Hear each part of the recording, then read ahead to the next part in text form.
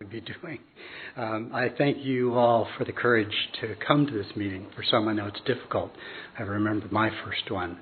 I would guess that some of you are married. I would guess that some of you are single. I would guess that some of you have acted out on that same sex lust, and some of you have thought about it. But we're all in the same boat. We're all dealing with a disease that this program is designed to help us deal with. And I'm just so grateful for this program because it's a miracle that I stand here before you today to share my story with you. One of my character defects when I did my fourth step was perfectionism. And so my tendency, of course, would be to want to make this meeting today a perfect meeting. But you know what? It's not going to be. And I'm okay with that today. I also chose not to prepare for it other than just a few little notes. When I did my first step, it was 25 pages long because it had to be perfect. The first time I was asked to share in a speaker's meeting, I wanted to be sure I got every word right, and so I wrote it out in preparation for that meeting. Today I've got 25 words maybe scribbled on a piece of paper that hopefully will just kind of guide me through a few points that I want to make. With the limited amount of time, I wasn't sure. There were very little instruction as to what these meetings were to be and how much time we had, or even the nature of the meeting. And so I wrestled a little bit with what we should do here during this 45 minutes. And I decided that what I would do is probably be selfish in some ways and take up a good part of the time myself as I share my story with you. But I share it not because it's my story, but it's because it's my higher power story and what He has done in and through my life as a result of this program. And I share it because I hope that some of you that came in the door today, maybe for the first time, are looking for some hope. And there is hope, as my story, I think, will illustrate. My acting out history did not begin until I was in my 30s. I was married. I had 3 kids. I was a college professor. I taught in the area of theater. I was a theater arts guy, an actor, a director. Prior to my 30s, lust was not an issue for me, same-sex or otherwise. I enjoyed my family. I enjoyed my wife. Thought we had it all pretty much together.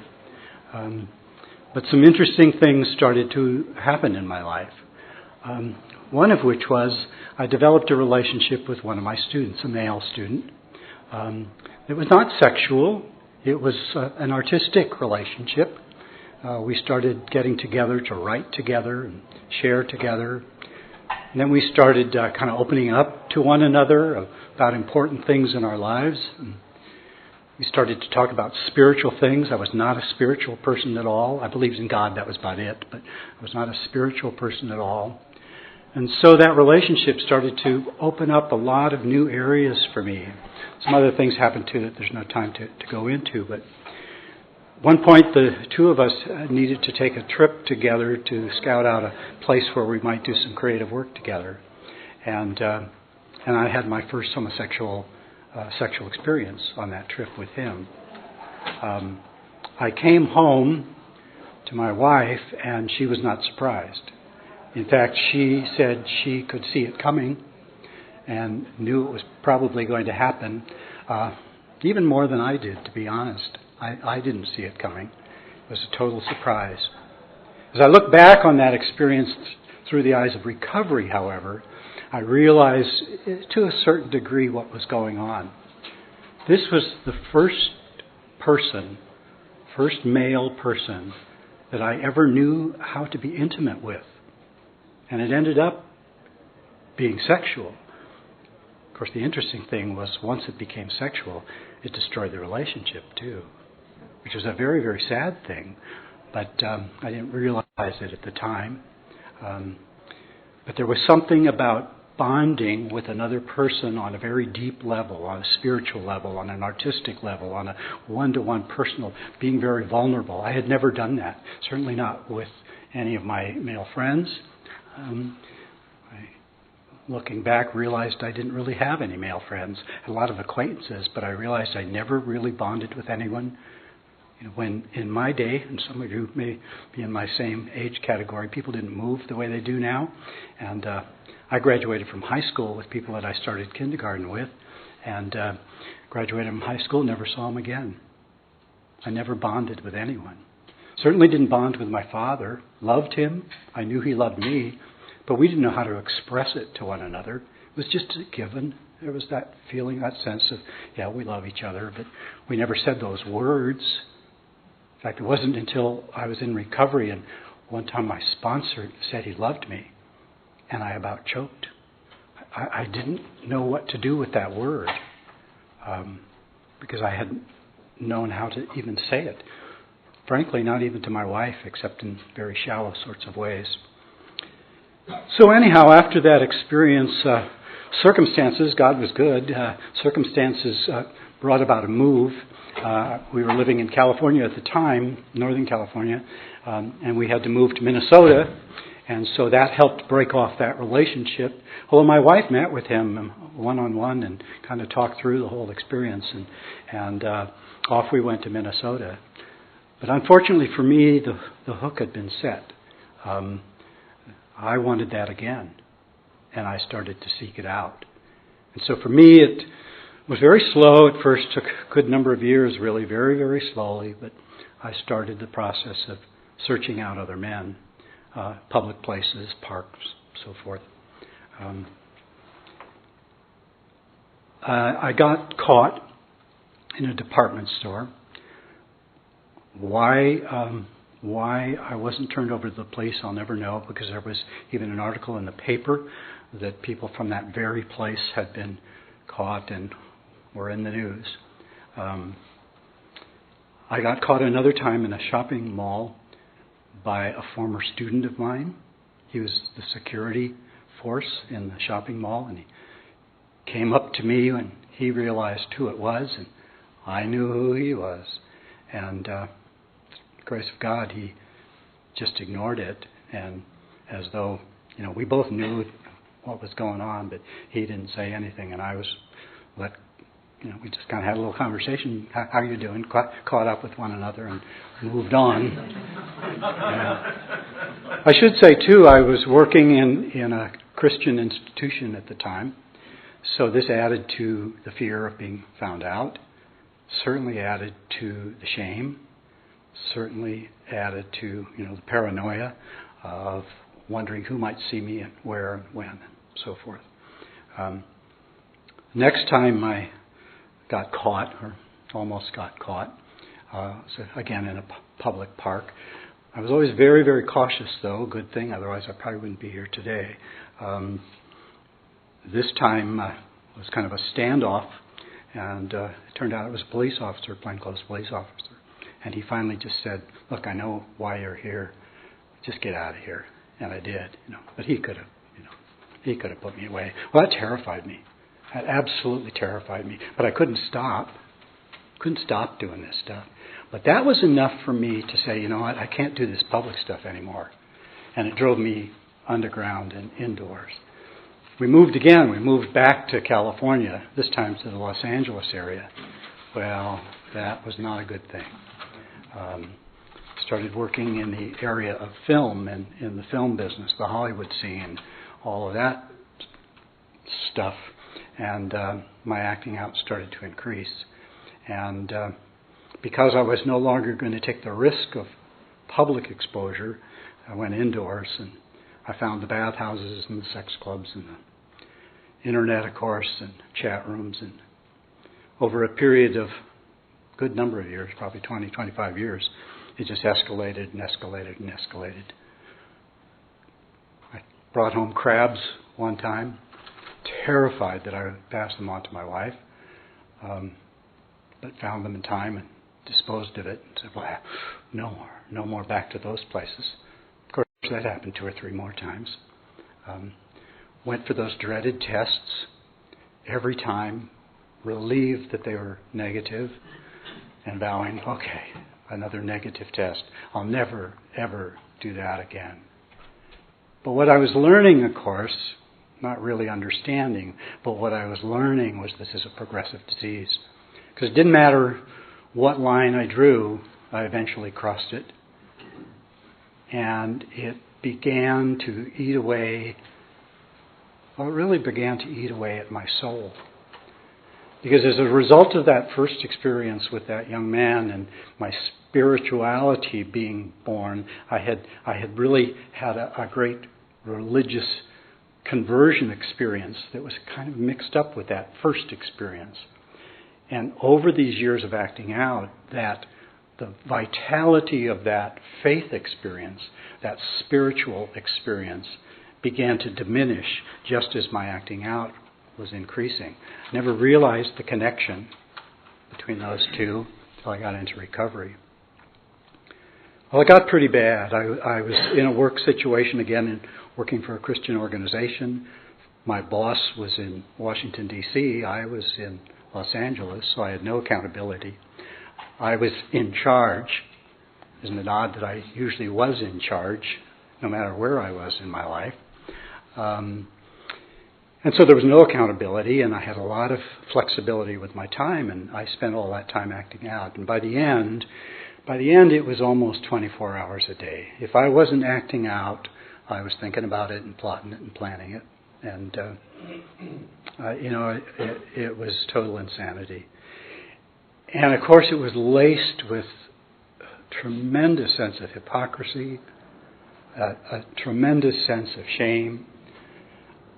I always felt very transparent. I thought everybody knew. I thought they could see through me, especially my family, my kids. I had 4 kids. I thought they all knew. And as a result, of course, I put up fences around me, kept everyone away from me, because I didn't want them to ever feel comfortable enough around me to ask. Eventually, I was in the middle of an acting out experience, and God intervened. I didn't hear an audible voice, but God spoke to me and basically said, "You don't need this. You have me." And that was the last time that I ever acted out with another person, that I had sex with another male. But of course, I was still in the addiction. I was masturbating. I was on the internet. I was having phone sex. All of that stuff continued for at least another year. Well, one day I got an email in the middle of the afternoon from, another former student of mine. And I misread it. And I think that was a God thing. I misread it. I thought he was saying, "Doug, I know about your secret life." And I went into total panic. I had a panic attack. I thought I was having a heart attack. I realized it really was a panic attack. I went into chills and sweats, and I just thought I was going to curl up and die on the floor, because it was the fear of now being found out and exposed to not only my wife and my children, but probably my career and my sense of hoping that I still had some kind of a reputation left, was just devastating, the thought of that. But at the end of that period, I realized I cannot keep living like this anymore. I just can't. I don't care what the circumstances will be. I've got to get clean about this. I've got to become honest. And it is interesting as we looked, once I got into recovery and looked in the big book and realized that, rigorous honesty is the key. It's finally being honest. I didn't know it then, but, out of desperation, I decided to be honest. My wife came home that afternoon, and I dumped I dumped 30 years of acting out on her. Told her what had been going on for all of these years. She was shocked. But later on, after the shock, she also said, I always wondered. Because, of course, she knew about the first experience. She said, I always wondered. And she identified, I wondered when this and when that. And it was like a checklist. She knew what was going on. And she, of course, got into her own program to recognize how she was a codependent and in denial and so on and so forth. But I also got on the phone and called all 4 of my kids. They were all adults by this time, and told them. I hadn't read the big book yet. Didn't know I wasn't supposed to share all this, but I did. And not a lot of the details. And bless my wife. Her wisdom to not ask for the details has been an incredible blessing. She didn't want to know all of the details. If she had asked, I would have told her, but I think that was a really healthy choice on her part. I even hesitated when they said this session was going to be recorded, because you're probably hearing more of details of my story than my wife has heard. Not much more, but... So I thought, okay, it's done. And of course, the email, I went back and read it, and that's not what was being said at all. But it was out now, and I thought, finally, I'm free. But of course, I wasn't. Because I wasn't in a program. I didn't know I needed a program.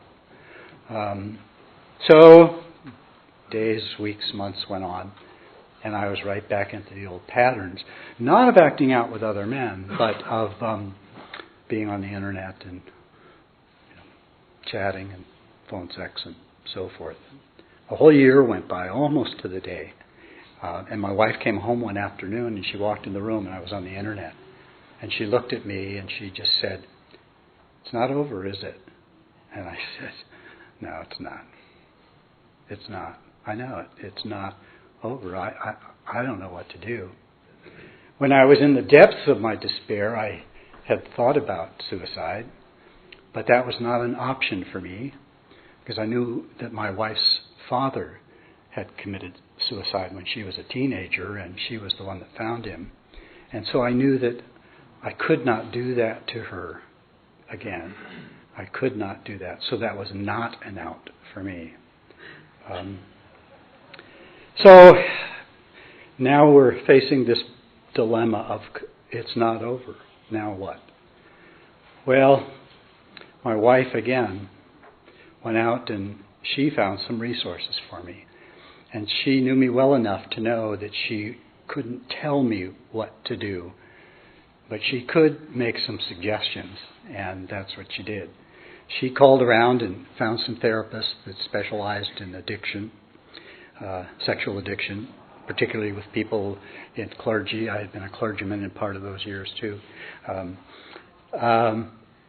She had a friend whose husband was in SA, and she got a hold of the White Book. And so one evening she said, "Here's 3 or 4 names of therapists for you, and here's this book. It's up to you." And I had never wanted to do therapy or marriage counseling, or we needed it. We didn't know how to communicate. We later realized we never knew how to fight. And so our way of dealing with life was that my wife would take all of her resentments and store them away. I used to refer to it as her quiver. She had this quiver full of arrows, and they were all the resentments, and she would hang on to them. And no matter what, if we would ever get into the slightest kind of an argument, out they would come. It would be, "Well, remember when?" And I'm going, "I don't remember," because I had another way of dealing with it. I acted out. So she stored them up. I got rid of them by acting out.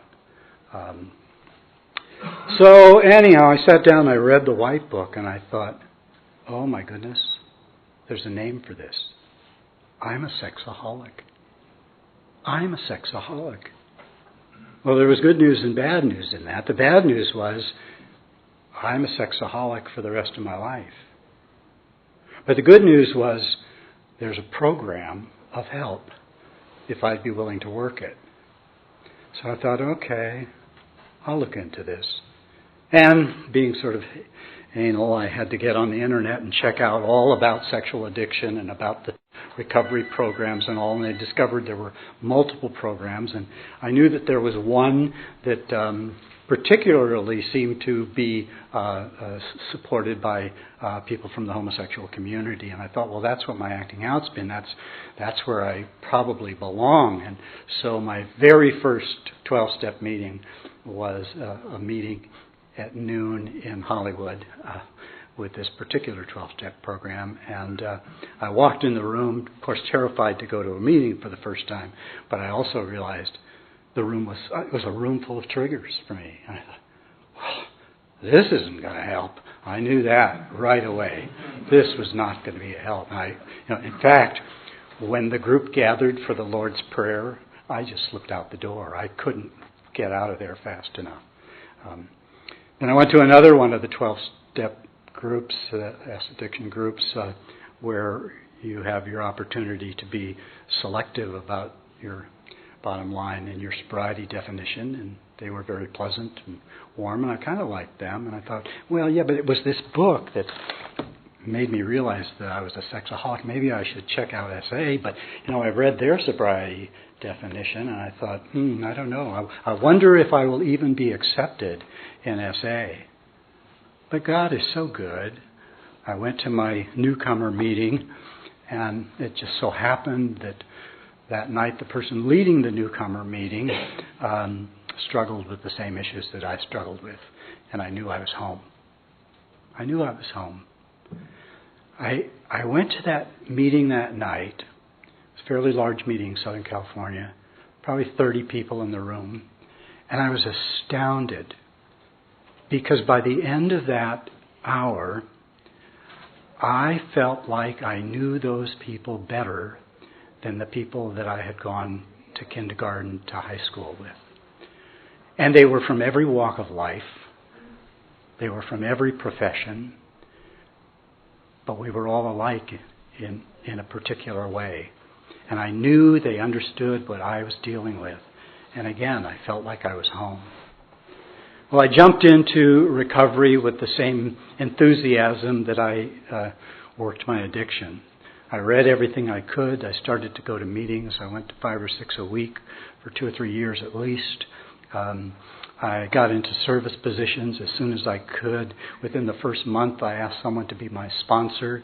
And interestingly enough, my sponsor, the person I chose to ask to be my sponsor, his acting out was not same-sex at all. In fact, he was even younger than 2 of my kids.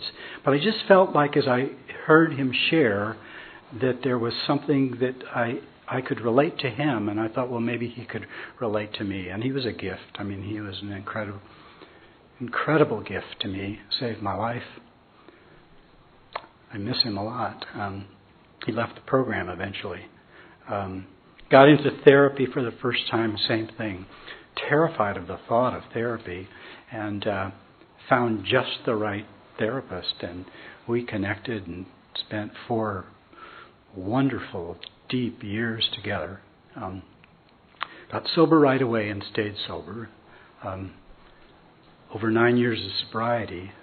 It's a miracle. It's an absolute miracle. I started working the steps, and that first step was pretty incredible.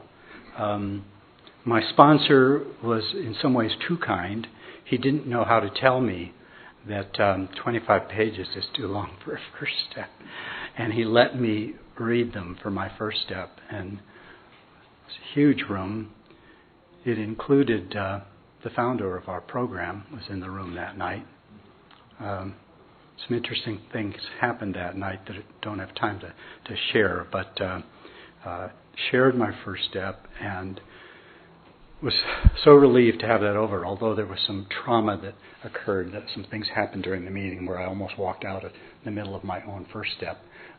And had my sponsor not been sitting next to me and just said, "Take it easy, Doug," I probably never would have come back, and I certainly wouldn't have been here today. But got through that. My second step, as I worked that step, I began to look at what I had lost in terms of my understanding of my higher power, and started to regain that relationship and made that commitment in the third step. The fourth step changed my life. I hesitated doing it. I went to a retreat. I was probably 2 years in, two and a half years in to the program. Went to a big retreat, men's retreat that every year happens for people from LA. And it was a fourth-step workshop, and I thought, yeah, I should get going on that. So I did at that. Well, it took me a year. It took me a year to write my fourth step. I thought I didn't have any resentments till I started writing them down, and then they began to flow. I need to back up one step, too. One of the things about getting into SA was, well, what about this masturbation issue? Well, for me, I thought, that's not my problem. My problem was what I was doing with other guys. Masturbation was not a big issue for me, but if that's what the program required, fine, I'll do that too. Well, I went into withdrawal. I had no idea how much that drove my life and that's how I coped with life. And as I stopped masturbating and started getting into recovery and started avoiding the emotions, all of a sudden the emotions started to rise to the surface, and I would go to meetings and they'd ask me to do one of the readings, and I couldn't get through it. I would just start blubbering, and I'd be in my car driving, and I would just start weeping out loud in the car, and I couldn't understand what was going on. But what I have come to realize since then, of course, was all of that had been bottled up in me for all those years, and I was finally able to start letting it go. The same thing happened in the fourth step, but now it was resentments. Oh my goodness! And what was my part in them? What was my part? What do you mean? What was my part? Well, my part was all of my character defects. I've already mentioned the perfectionism, the need to judge others, to control, self-image. That really started to come out. And I began to realize, in spite of how I had presented myself to people and how I had presented myself to myself, I simply felt like I was worthless, that I had nothing to contribute to anyone. And as I looked back in my acting out, I realized that was probably a large part of it. I wanted somebody to want me. I just needed to be needed. Even if it was just sexual, even if it was anonymous. Of course, most of the time I never even got their name. I just needed them. And I used them. They used me, but I used them too.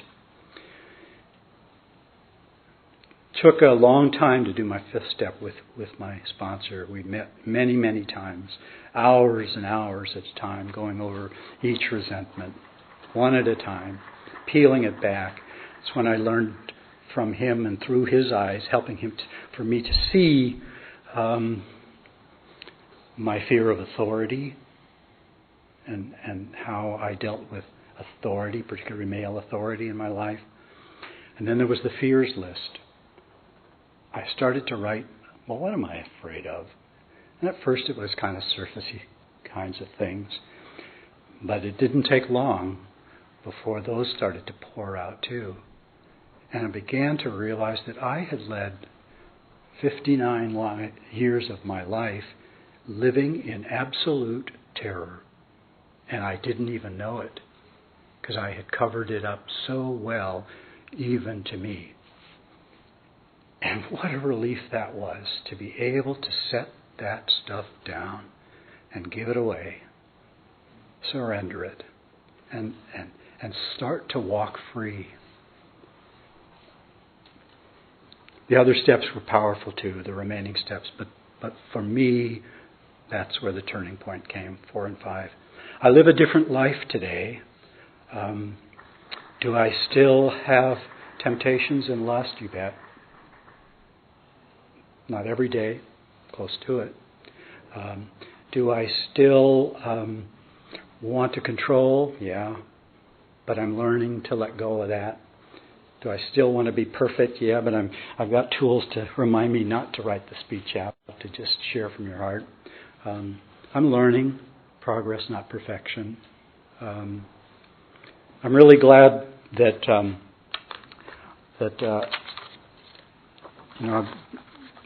as a result of this program, that I could learn how to communicate with my wife. We decided to follow the suggestion of the White Book and go into a period of celibacy, and that was really healthy for us, especially for me, because I realized I brought the lust into the marriage bed. I wasn't being sexual with her. I was being sexual with myself. I was using it as a relief I needed to get off, basically, And so by going into a period of celibacy and not acting out and not masturbating, that was really healthy, and that lasted for a period of time. And my wife was the one that finally suggested we break the period of celibacy, and I said, oh, okay. But you know what? I'm still at the point where I do not want to initiate, because I know I will use it in an unhealthy way. And so I allowed her to be the one to initiate. And, to a certain extent, we still do that today. More likely to. We're in a much healthier place than we were before. Of course, the big question that has come up a number of times, and some of you probably struggle with it too, and I've been asked a few times, well, how do you think of yourself? Are you bi? Are you gay? Are you what? And first I wasn't quite sure. You see, I always rationalized my acting out with men. It was one way that I rationalized acting out with men was, well, I'm not really hurting my wife because I'm not acting out with other women. That's the crazy addict thinking I had. That was my way of escaping responsibility. But today, as I reflect on that, is it a same-sex lust thing, or bi, or gay, or what? I guess I go back to that revelation I had when I read the White Book. There is a name for it, and I'm a sexaholic. Plain and simple. I'm a sexaholic. That's what I am. And I don't need to play around with a lot of other titles and labels, and just accept it. That's what I am. I'm a sexaholic.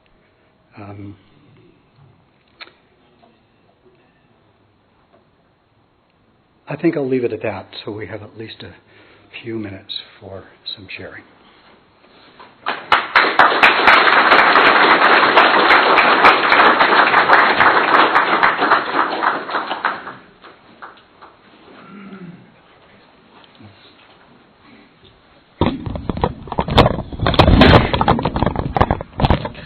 Hi, I'm Alan from Atlanta. I'm a sexaholic.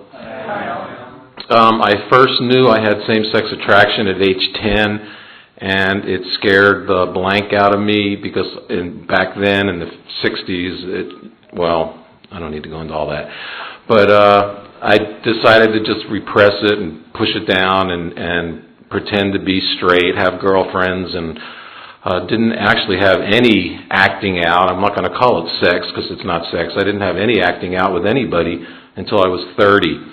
So I really did a lot career-wise between the age of 10 and 30. I got a lot accomplished. Between age 30 and 55, I had inappropriate physical contact with over 10,000 married males who I perceived to be 100% heterosexual, or else I was not interested in them. And in the past year and a half, I've been what I call celibate because of this program. I haven't been using the word sober. When I started working the program and the definition came up of no sex with self or others and no pornography, to me that meant no masturbation, which was not really a problem, but it became a problem when I stopped doing it for about the first 6 months. No sex with others, but I don't call it sex, so I would say no inappropriate physical contact with married males for me, and no pornography, which is not really an issue for me either. So for 18 months, I've been going to meetings saying, I'm either celibate or sober or whatever, and because of this convention, and I'm really thank you for your story, first of all. I appreciate your story. It's really great for me to hear married males talk about this stuff.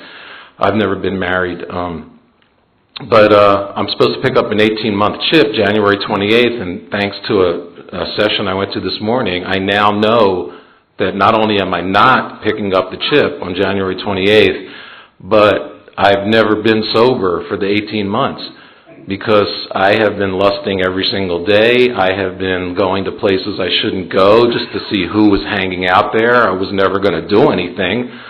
I've had an adult website that I canceled, but I can still receive emails, and I check that every now and then to see if I was getting emails. I've given my phone number to people, total strangers. And even though I haven't masturbated or had inappropriate physical contact with a married man in 18 months, I now know that I'm not sober. And I now know why I haven't had any comfort for the past 18 months. So I really appreciate this program, and it's unbelievable to see this many people here. Thank you.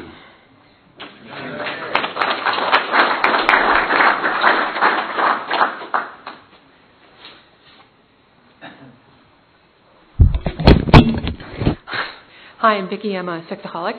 Hi, once again, I'm the only woman in here. It's okay.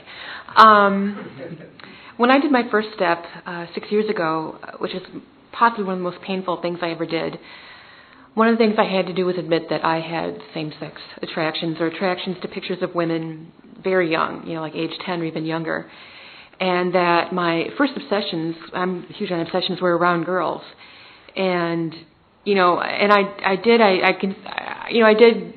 my disease around men. I didn't act out. I was all fantasy and masturbation and porn. That was the extent of that's enough, basically. But I realized that I lusted after women. And that as my disease progressed, it got worse and worse to the point where, right before I joined SA, my big fantasy person was a gay woman who worked in a bookstore down from where I was working, and I was basically stalking her. I would leave my job, sometimes leave my store unattended, and go and see if she was there. And what I would do is I'd go and see if she was there, and if there, I'd try to get her attention, and we'd talk, and very friendly, everything, whatever, and I'd get my high, then I'd leave. And then I would, of course, take it home and then act out, do sexual stuff with it. So I could say that, I really wasn't, I don't know, whatever. And I went through sexual addiction treatment way before I went to SA, and I thought that maybe, I'd always been very angry at men. And I thought that maybe my problem was just that why I was so discomfortable, I wasn't admitting that I was gay. Maybe I was really gay, and then I wouldn't deal with men ever. And that didn't turn out to be true. And since I've been in recovery, I've learned that I can sexualize anything. I can sexualize produce. I mean, it doesn't really matter. And that I particularly, if someone, because I was always hurting, if I met a woman, friend, whatever, and she was nurturing to me, I really was quick to sexualize any kind of nurturance, for men or women. And, the idea of actually physically acting out with a woman doesn't particularly appeal to me. So I figured out that I guess I'm basically straight. I don't know. But one thing I really like about SA is that we stay away from those labels. I figure, I'm a sexaholic. My disease took me this way, it took me that way, it took me that way, it took me that way, it took me that way. But I noticed I felt a lot of shame about the same-sex stuff, particularly, how often does the Roman Catholic Church get blamed for stuff? But, in my way of thinking, girls weren't even supposed to be sexual, much less whatever. But anyway, I'm glad. And if anybody has a good answer for the question, when people tell me, I talk about saying, well, aren't they homophobic? Don't they not like gays or whatever? If anyone has a good reply for that, I'm interested in it because I'm really tired of, oh, good. Thank you.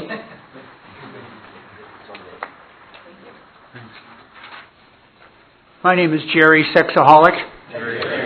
And I've been celibate from others since July 20th of 1984, which is to say from men, because it's the only encounters I ever had, and from masturbation since 1987. In looking over my life, I've had every possible thing happen to me that could make me homosexual. I was abused by a man at the age of about 4, which veered my whole way of thinking about sexual pleasure from the male rather than the female. I had two parents of which they were in an unhappy marriage. My mother felt she needed a compensation prize for the man she married, and that was going to be me. She never touched me physically, but emotionally, I was her boyfriend. I wasn't her son. And I was just too weak to get out from under that. There's a certain amount of shame in that.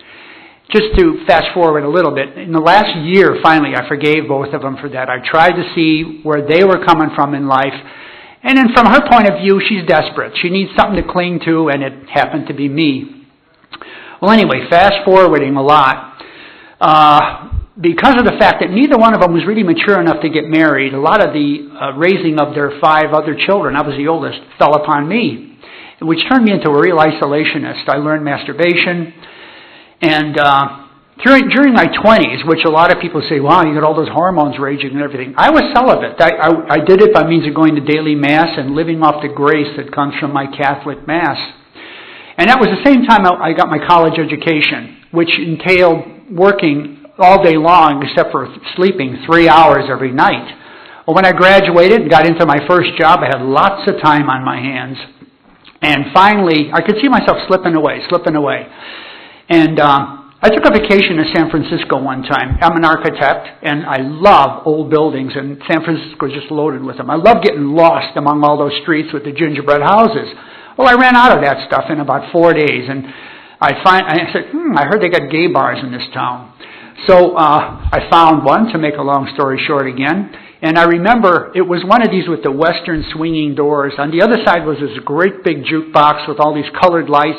It was like getting sucked into a vortex. And the song which became the theme song of my whole 11 years in the gay lifestyle was Peggy Lee singing, Is That All There Is? If you remember. Honest to God, that was it. So anyway, when I got back to Chicago, I eventually went through 3 male lovers, the second of which was live-in. The other 2 were not. A very abusive relationship. And while I was in that lifestyle, when they were gone finally, I used to go out, I changed from my regular clothes to my cruising clothes, because as you know, you got to look good, you got to pump iron and all that stuff. And sometimes I'd find sex, and other times I wouldn't. And when I finally got into this program, I realized what I was looking for was my dad that I felt had rejected me. And I found, I was saddled with this shame thing. It's like a vicious circle. On the one hand, I'm so ashamed of being homosexual that I'm second class. Now I'm second class, so I can't talk about the shame.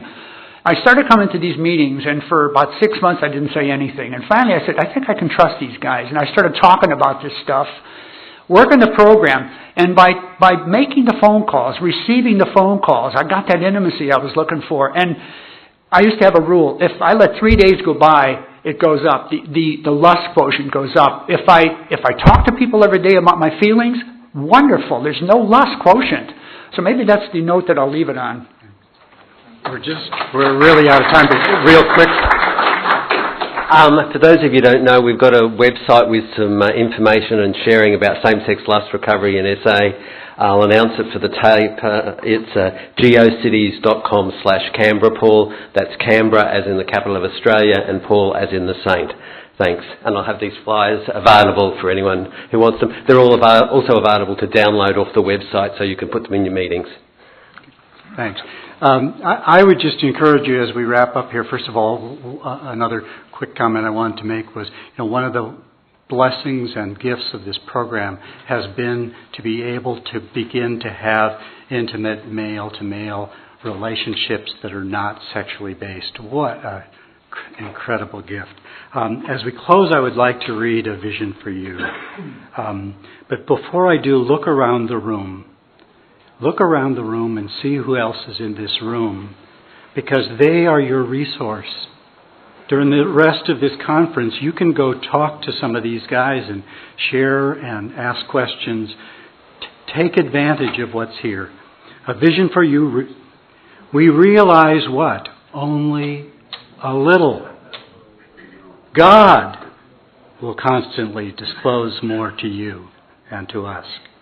Ask Him in your morning meditation what you can do each day for the man who still sick? The answers will come if your own house is in order. But obviously you can't transmit something you haven't got. So see to it that your relationship with Him is right. And what will happen? Great events will come to pass for you and countless others. That is the great fact for us. Abandon yourself to God as you understand Him. Admit your faults to Him and to your fellows. Clear away the wreckage of your past. Give freely of what you find and join us, if you will. We shall be with you in the fellowship of the Spirit, and you will surely meet some of us as you trudge where? The road of happy destiny. May God bless you and keep you until then. Let's have the serenity prayer as we close. Circle if we can, sure.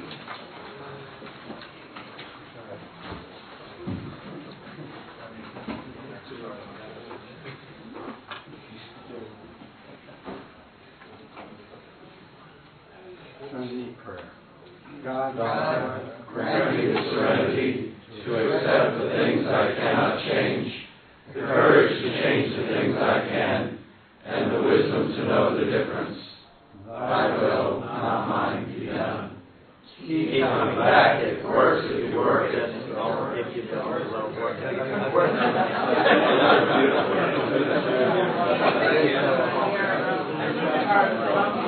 How do you feel about that? Very inclusive.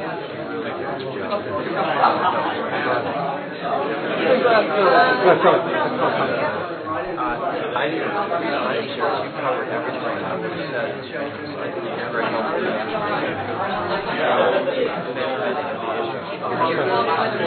You did. You covered a lot. Thank you. We'll see you later. Okay. Thanks for sharing your story. Hey. Thank you very much. Hi, Michael. I don't know if I should want to get away from the mic. Yeah, thank you very much. Good to be mentioned. I want to record. There are a couple of guys in I don't even know what the program is. I've run out of if you need it read, I'll write it down on a bit of paper I've for been you. wondering. So just real some paper here and I'll write it for you.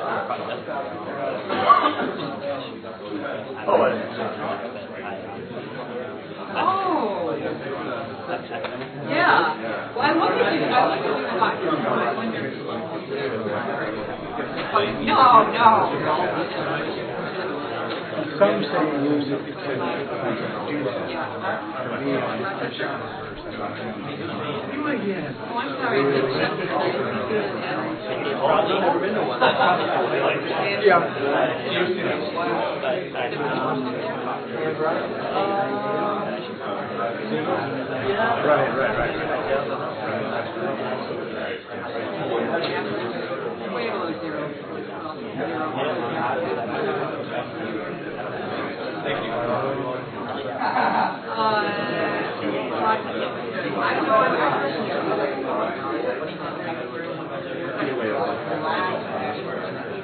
Well, yeah, you know, you have a nice